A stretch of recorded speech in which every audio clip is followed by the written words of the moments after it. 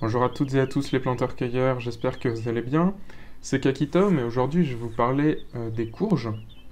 Là c'est une vidéo que j'ai tournée très tôt le matin, et donc il y avait beaucoup de chants d'oiseaux, donc c'est pour ça que j'ai décidé de ne pas parler pendant la vidéo, et de plutôt faire une voix off. Donc là moi c'est des courges que j'ai faites en godet, donc ça pousse très vite, hein, vraiment 3 à 4 semaines pour des courges. Avant la transplantation en pleine terre, c'est largement suffisant. Attendez bien la fin des gels avant de replanter les courges en pleine terre, puisqu'elles y sont très sensibles. J'aime beaucoup les courges parce que ça va produire des gros fruits, dont certains vont pouvoir se conserver très longtemps. Donc il y a différentes espèces dans les courges, hein. Souvent on pense aux potirons, aux potimarrons. Donc ça va être les courges de Maxima, l'espèce Maxima. Sinon il existe les courges Pepo. Donc ça, c'est tout ce qui va être courgettes, patidou, courges spaghetti, qui a des cultivars par exemple comme les courgettes, qui vont être non coureuses, qui vont prendre beaucoup moins de place que les variétés coureuses. Donc pour les variétés coureuses, si vous voulez faire un rang de courges, il va falloir laisser 1,20 m entre les plants et espacer les rangs de 2 mètres. Donc là, moi, j'avais pas cette problématique puisqu'en fait, je ne mets pas de courges coureuses dans mon espace potager. Je fonctionne en bande de culture et donc si je faisais ça, ça courrait sur plusieurs bandes et ça prendrait beaucoup d'espace.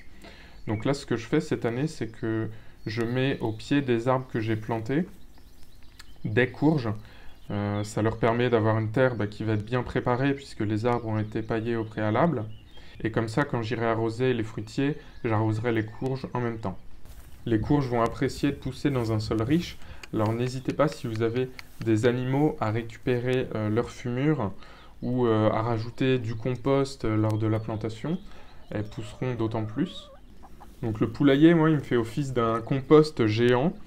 Donc en fait, tous mes déchets de cuisine, je les mets dans le poulailler, même si les poules ne les mangent pas, par exemple les oignons, je vais quand même mettre toutes les épluchures, toutes les pelures dans le poulailler.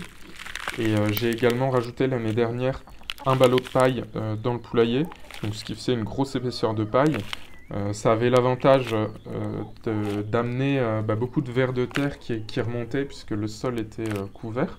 Et donc ça nourrissait les poules. Ça leur faisait également une litière. Et donc 1 an plus tard, tout ça s'est plus ou moins incorporé au sol. Les poules ont fait leurs besoins dedans, ont gratté continuellement avec leurs pattes le sol. Et en fait, ont créé un mélange de paille, de copeaux de bois, de terre, qui s'est petit à petit dégradé et qui va être enrichi en azote grâce aux fientes de poule. Et je récupère cette matière pour le mettre sur la terre à l'endroit où je plante les courges.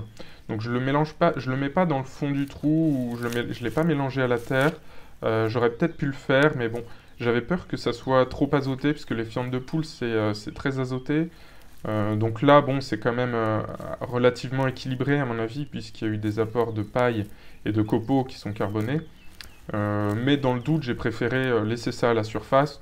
En plus, ça me permet de faire un petit paillage supplémentaire pour protéger la terre. Il n'y a pas trop de secret pour les courges, il va vraiment falloir faire attention au gel, maintenir un espace qui va être humide, éviter vraiment d'arroser les feuilles puisqu'elles sont sensibles à l'odium.